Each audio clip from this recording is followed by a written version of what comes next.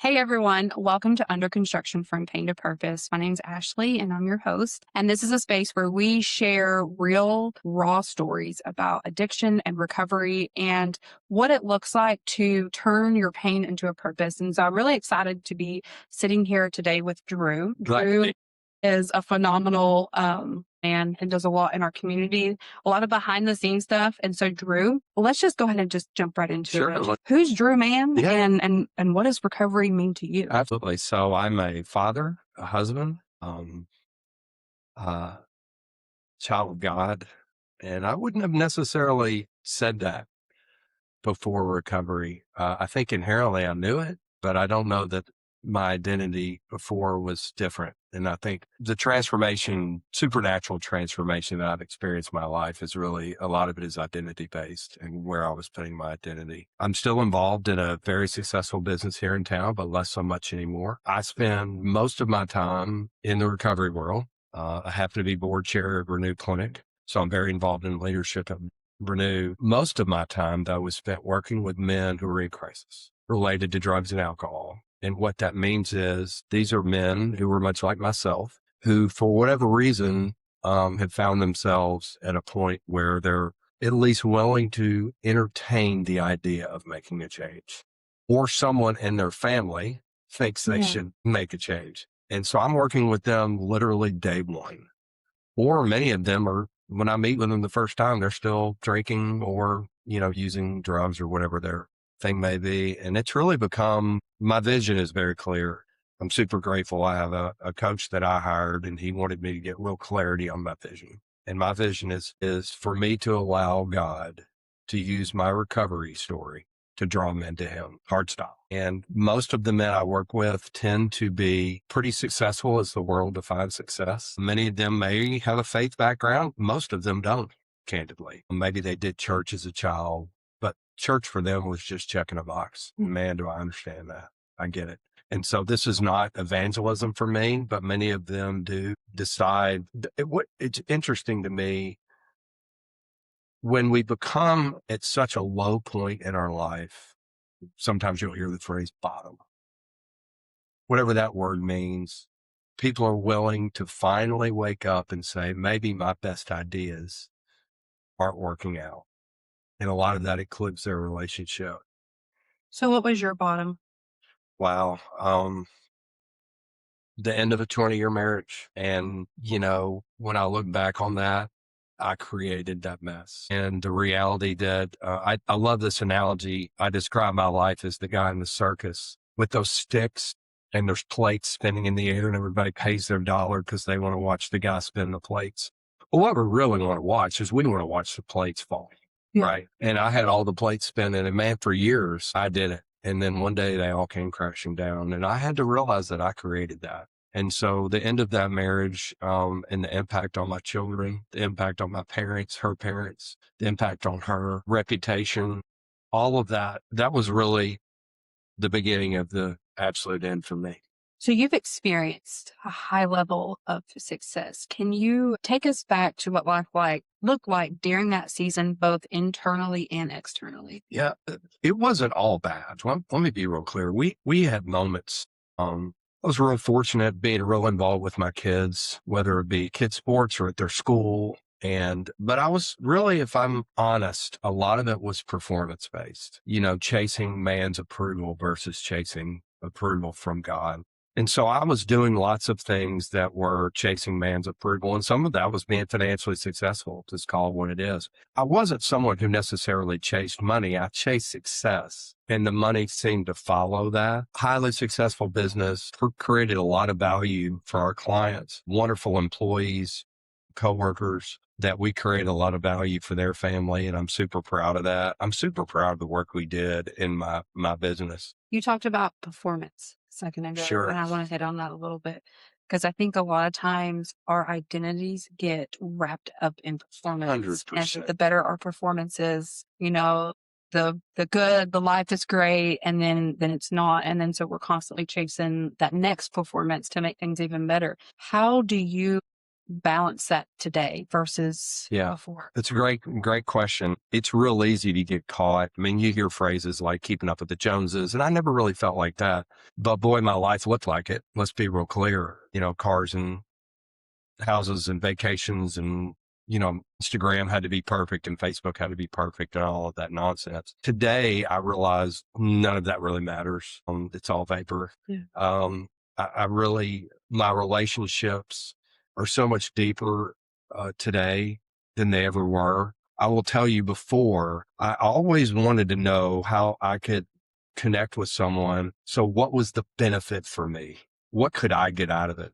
Today, I have this silly saying that we talk about, and it's called the doorknob prayer. And when I hit my doorknob before I leave my house in the morning, I say, God, who are you going to put in my path that I get an opportunity to help today? That is such a 180 from what can I get out of someone to what can I help someone with. And that's not me. Be real clear. I don't recognize the words that come out of my mouth. It's a supernatural transformation. And I'm still a work in progress. I get it wrong I said that prayer's at 8 in the morning. By 10 o'clock, I've messed it up again. Right. But I'm aware now that where my selfishness comes in place. And so, okay, if you're aware, then you can change it. Before, I just operated default. Why can I go to this person, go network at this event? All of that was to my own self-benefit. So what does recovery look like today? Because I know doing the work that we do, there's many different paths. Absolutely. And so it looks different for many different people. What was your path and what did that Yeah, that's a great question. I got to go back a little bit in order to explain my path. I knew I had a problem probably 5 years before I hit that phrase bottom, before my marriage was completely done and all the pain and things that I had caused related to that. Two big things held me back. Number one is fear of my dirty secret getting out because I was seeking man's approval. Secrets keep you sick. Disgusting. And then the second thing was I was hyper concerned about being stuck with the label of going to rehab. And so I had researched, I thought I was really smart. So I'd researched inpatient rehab facilities that I could still have access to my phone so I could still manage my business. Like, what are you doing? And trying to stay face. Just playing a game. And ego beyond ego, self-importance. And so for me, I woke up in a hotel room in Knoxville and I had been there more than a couple of days, and it's hard for me. I was in such a fog, but I knew that if I didn't make a change, I was going to die. I had clarity on that point. And I knew if I didn't do something really quick that it wasn't going to be good. I don't know if I was going to take, I never really got what I would call my suicidal take in my life. I was that desperate, and we call it the gift of desperation. And I got on my knees and said, God, I'm done. I don't know what that means. I don't know what it means, but I'm done. What do I do? Credit a praying mother, Holy Spirit. I don't know where this came from, but I thought maybe I should go to an AA meeting. No way I was going to an AA meeting. I'm not those people. No way. Those people all live under the bridge. They're this. I had all the Hollywood nonsense going through my head of what AA mean. I couldn't be more wrong, first of all. Let me be very clear. But that's where I was coming from. Well, I looked up online the closest AA meeting, and I thought, well, I guess I'll go. But even before I went to my first AA meeting, I downloaded a podcast about what to expect before your first AA meeting, because I wanted to be prepared because I was still in performance mode. And at the time, it took what it took. I'm not judging myself. I didn't even realize that was my default. Like, I'm walking into an AA meeting and I've got to be the best new person there. Like, dude, you're insane. Got to be prepared. I got to do all the things. So I walked into AA meeting and I was a mess, absolute mess. My other big fear, which I get it. And I hear this from the men I work with. I was terrified at seeing someone I knew. Well, think about that for a minute. They're already in an AA meeting, and I'm worried that I'm going to run into them in an AA meeting. How crazy self-absorbed was I? You know what? I did run into somebody I know, and they walked up to me afterwards and said, man, I'm glad you're here. Keep coming back. And that began my journey with Alcoholics Anonymous. I got involved. I went to meet a lot of meetings. And you have to remember too, because of the end of my 20-year marriage, I was alone a lot. And what we both know working in this field is isolation is really dangerous for any of us in recovery, but especially early recovery. And so I went to a lot of meetings. And for the first time in my life, Ashley, I was willing to listen to someone else because the rest of my life I knew what to do. But my best ideas landed me in there. Maybe I need to listen to somebody else. So what I love is the gift of desperation, which God granted me. And the second thing was a willingness to just finally listen and go, maybe I don't know what I'm doing. Maybe I should listen to somebody else for a change. I've also incorporated a lot of my faith into my recovery. Sometimes AA can get a little bit of a knock from Christian organizations about the phrase higher power and that. I just didn't come at it looking to split hairs. I wasn't there to get into doctrinal arguments. I was a mess. And these people seemed happy. Maybe they could help. Yeah. You can find hope in spaces like that. Well, I will tell you to this day, my most closest experiences spiritually have been in AA meeting rooms when I know clearly that God's at work. Clearly. It's like there's no chance that that person walked in that day. I'm sitting in that room and that person who I've known for 10 years sees me and it's his first meeting and I'm able to go put my arms around him and go, man, I'm here for you, man. Man, that's awesome. It is awesome. So for men who feel like they must hold it all together, and not even just Absolutely. men, that's the society norm nowadays. Sure. You have somebody out there doing, fine and leave it It's at a that. church answer. What would you say to them about the cost of that mindset?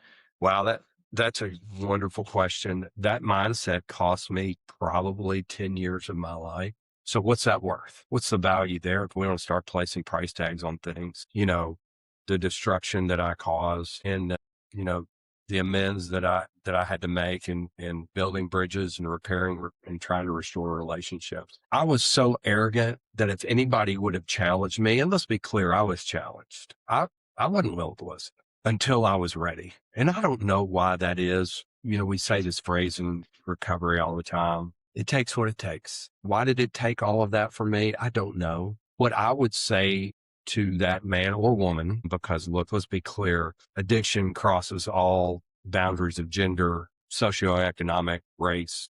It doesn't matter. And candidly, I love that because we're all the same. I used to think I was special. I'm not special. We all have struggles. I heard this the other day. I thought it was great. We're all addicted to something. Some of us are just more arrestable.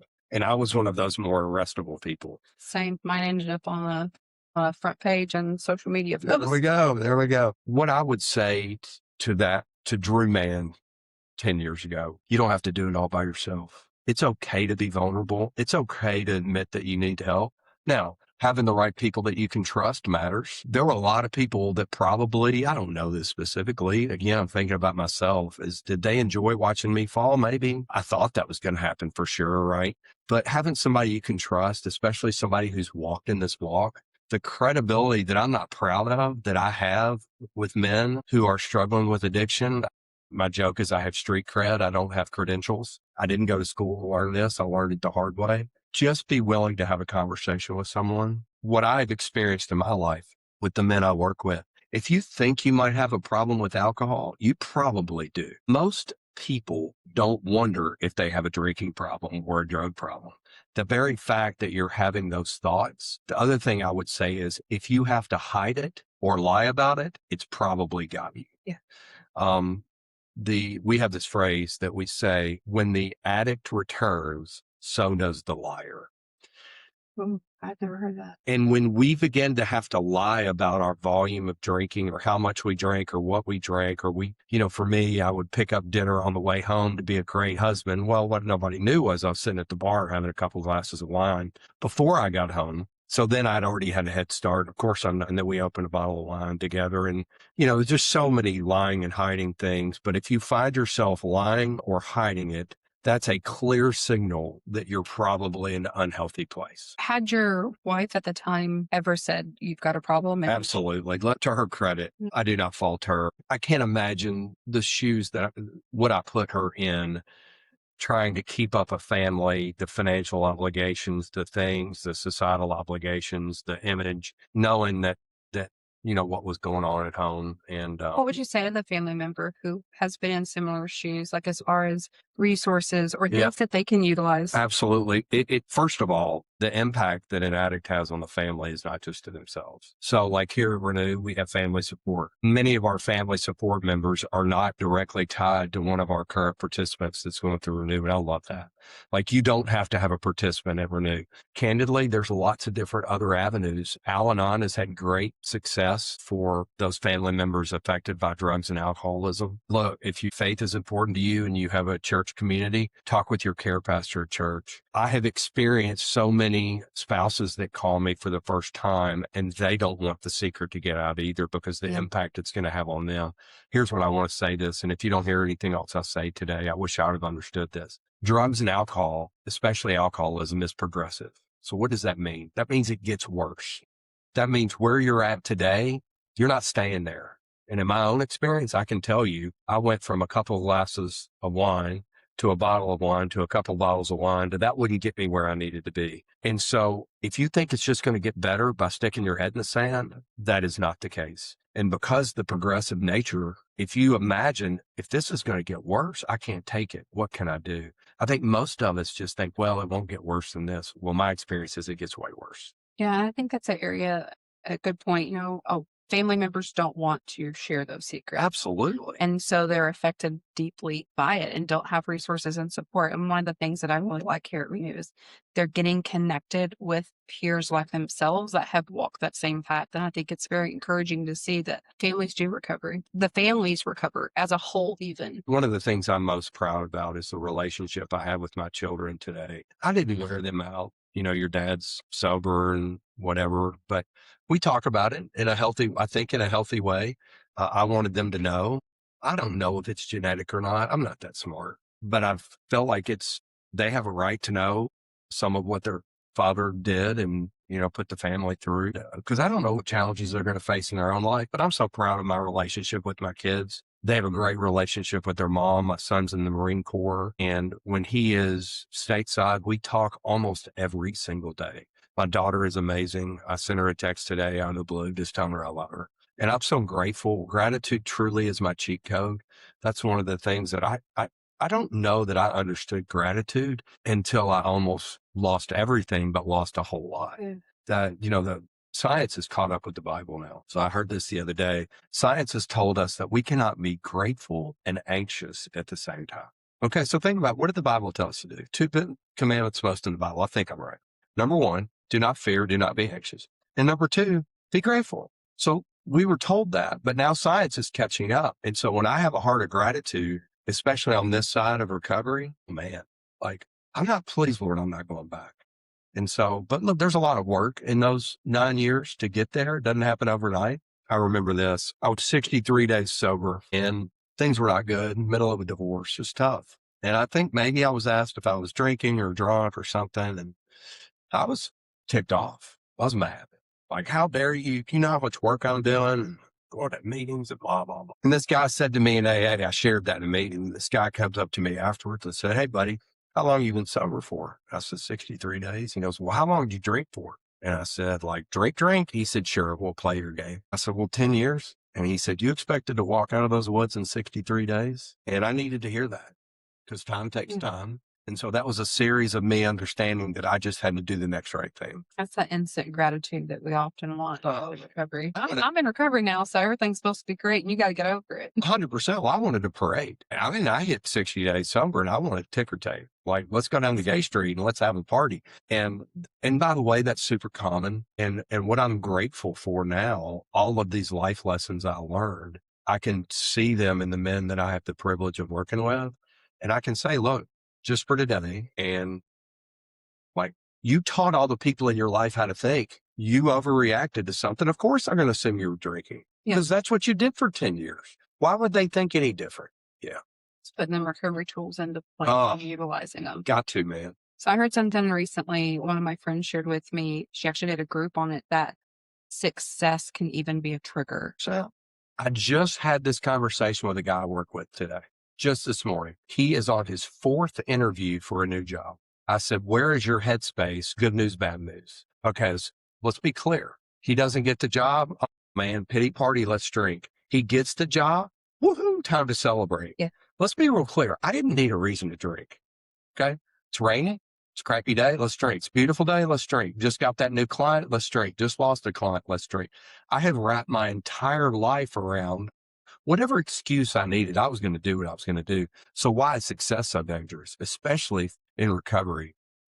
I'm going to tie this into someone's anniversary date, their birthday, as we call it. One of the most times I got the most unnerved in recovery was on my first anniversary, first year sober, because I was so afraid that my patterns would be, hey, you got this. You can handle this. And I was so afraid that I would end up what we call go back out, meaning use again. And so now what that's helped. And by the way, I shared that at a meeting and the whole room busted out laughing, which is code for, yeah, welcome to the club, big boy. Right. Me too. Yeah, me too. And so how does that translate for me to be able to help people? Because now when the gentleman that I work with hit a year or 2 years, or they have a big mark in their family, they get a promotion at work, their marriage is rocking, right? They're really restoration is doing his thing. Can't take a foot off the gas.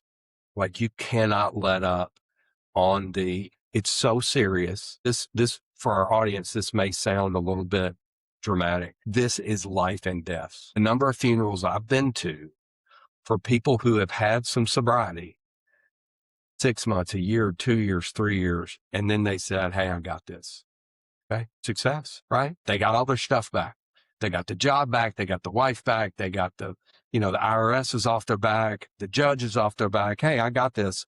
And then that ego comes back in play. Next thing you know, they're drinking again. And the crazy thing about this addiction, you will end up in a relapse situation back to the same volume of alcohol specifically that you were doing when you hit your bottom pretty quick. So what I mean by that is, let's say somebody's drinking a fifth of vodka a day and they quit and they're sober for a year. They pick back up. They may be back at a fifth of vodka a day in 3 or 4 weeks. Well, physically, your body just can't handle it. I mean, just chemistry at that point, right? Tolerance isn't there. And what happens to a lot of those people, they end up in the ICU and some of them don't make it. And so this is life and death stuff we're dealing with. So what are some of the things that you do to maintain your sobriety? Yeah. Actually long-term, because, in early recovery, it's, just for today. Yeah. Yeah. And so what does that look like now, having 9 years, to maintain that? Yeah. Well, I love that you brought up just for today. Actually, I still think just for today. I will tell you, one of the reasons I should have said this earlier, and I want to tie this back to your question just asked. Some people may be thinking, well, why didn't you do this sooner? I didn't trust that I could do it. I got zero confidence that I could get to my God. So here's a funny story. I don't know it's funny, but it's sad. So I bought a book on Amazon called The 30-Day Sobriety Challenge, How to Get Sober in the Privacy of Your Own Home. Perfect. Nobody's going to know. I did it all in, like journaled, did everything. At the 30-day mark, I was like, well, I'm good. It's a complete blowout. Like I went right back to where I was before. And so my confidence level was pretty much zero that I could actually do this. So how does that tie back in today? Today, I literally still do it one day at a time. That is really, important for me, one day at a time. I stay connected to a community of people in recovery. Now, for me, that means working with people in recovery, but I also have mentors and people that when life's not good, that I can call. My life is not all wrapped up in sobriety and recovery. I'm so grateful that I now have a church community. I've been to church my whole life, but I didn't understand the difference between going to church and having a community at church. Mm-hmm. Like this morning, I'm driving in today and I've got some stuff going on in my life. I called my senior pastor. I'm shocked he picked up. Like I've never had a relationship with a senior pastor where they would take my call. But by being there and just building community, so that's really important. I still go to meetings. That's a huge important piece for me. I have a built-in forgetter. My brain will tell me I got this. I need to be there. I need to be there for the person who has 3 days, and I need to be there for the person who has 20 years. I will tell you the meeting that puts chills all the way up my arms to the back of my neck is the meeting where someone says, I had 3 years, 5 years, 10 years clean, and I relapsed. And I can promise you the next phrase out of their mouth every time is the following: I quit going to meetings. So if I've heard that and know that, I'm not going to stop. Now, I don't go to as many as I used to. I heard this too. I think this is really powerful. This gentleman had been sober about 40 years, and every person in his community that relapsed, he went and asked him this question. the day you relapsed, did you ask God to keep you sober that day? He'd never gotten a yes. So what do I do every day?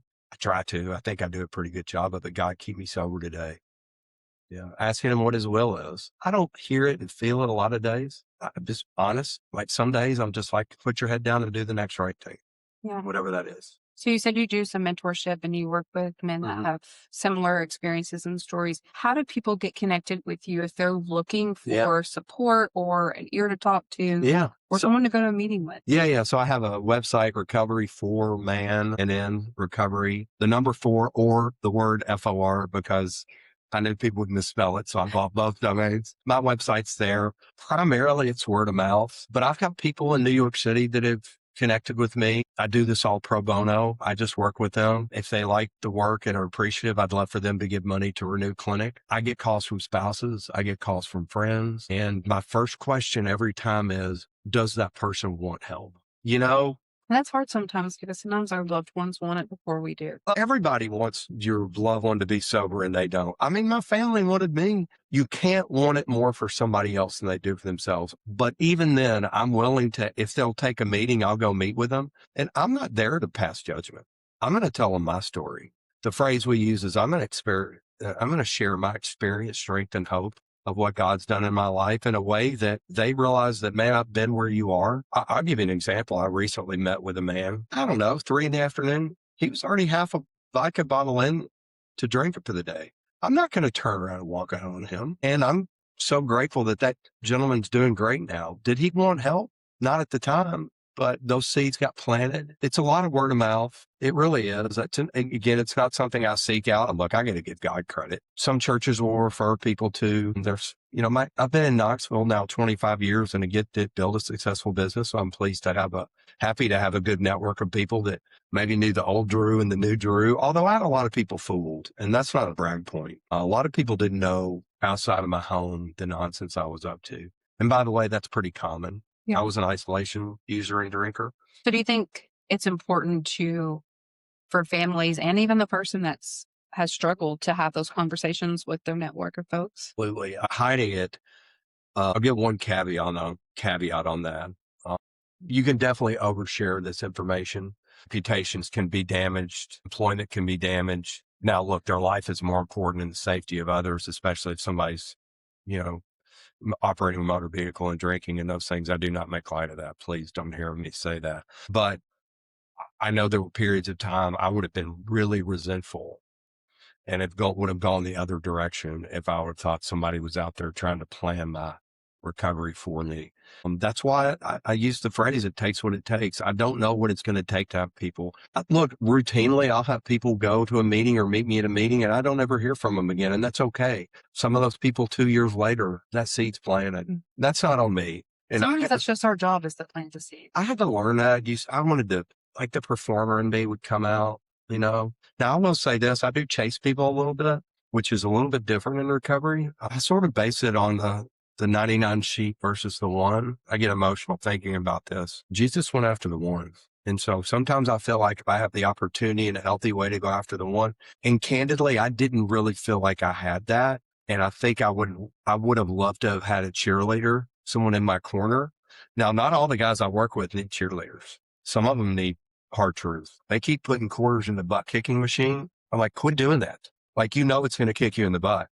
And I have to literally explain, why are you driving by your ex-wife's house at 10 o'clock at night? That's not healthy. You're going to see another car in the parking lot and now you're going to go drink over it. How about you not drive by there in the first place? But in the middle of addiction, it's so hard to see.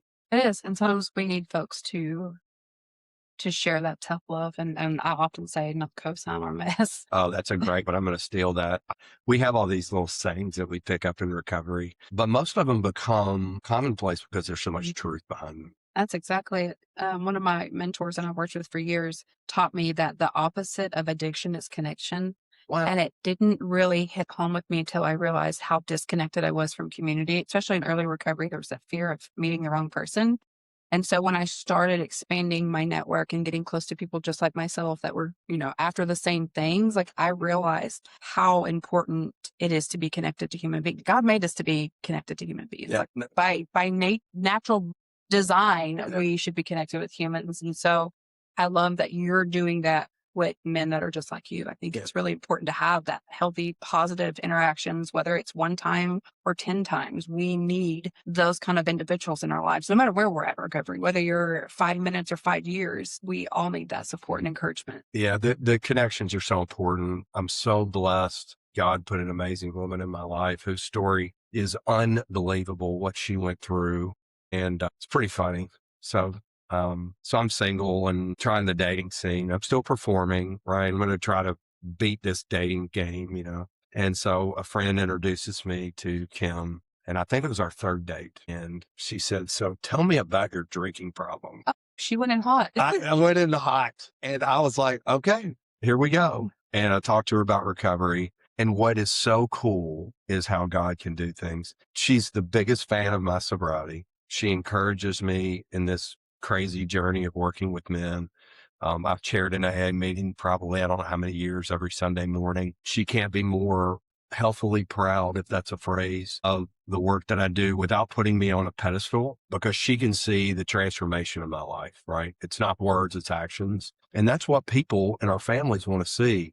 Addicts, we just want to say all the great words. And what I tell all the guys I work with, bro, it's time to show up now. One of our teaching pastors in our church said this the other day, and it just really resonated with me. I needed to go from my head to my heart into action. And I have amazing parents. Grew up so blessed the way I was raised, but all of that stayed in my head. And now my goal is to take all of that, God's will, following his will, and to put it into action. And some days I get it right. And some days I get, selfishness, but I'm aware of it now. Before I didn't care. In the moment I felt bad and didn't like how I felt, I just turned to drink or pain pills or whatever I had. I didn't, for me, alcohol and drugs, it's two sides of the same coin. I'm not one of those that, it's like I would take anything that would let me feel differently because I didn't want to feel what I felt.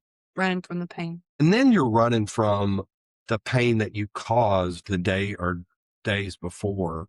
And so it becomes a self-fulfilling prophecy because you feel like crap because you're chemically addicted, right? So then you have to have it to survive, but you promise yourself you'll never drink again. But by 3 o'clock the next day, you feel so bad that you restart in this vicious cycle. And I know men are there. I just speak specifically to the men here. There's hope. In the darkness, I didn't know there was hope. What I will tell you today, I wish I wouldn't waited so long, but it takes what it takes. But secondly, my life is light years better today than it was. And all credit to God. It's not me. Looking back at all the different painful things that you have experienced throughout your time struggling with addiction, would you today say that you have used that pain for a purpose? Oh, 100%.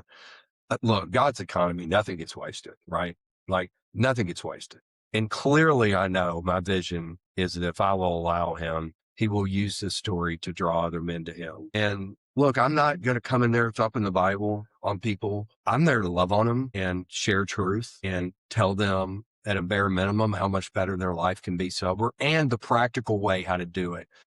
The hard part is we can get into this pie in the sky, what I call bro science. You can spend time on Instagram reading all this stuff about the human brain, and everybody's fixing to get sober, but they don't ever do anything. So practical blocking and tackling ways that you can just not drink or not use. And what does that look like? So to answer your question directly, there is no doubt. Like I know the sun's coming up tomorrow that God is using this story, and it is not me. Like I don't recognize the words that come out of it because I would never have thought this would be it's the first time in my life. I used to have a vocation. Now I have a purpose. I like that. Well, Drew, I want to thank you for just You're awesome. taking the time to sit down and sharing your story with others. And we'll part on this. If you could share one word of encouragement to somebody that might be listening who's on the fence about reaching out and asking for help, what would Yeah, you say? absolutely. I get it. I'm going to look directly in the camera. I totally get it. I've been there. I want you to know there's hope. And I want you to know that there's an opportunity for your life to be exponentially better than you ever dreamed it could be.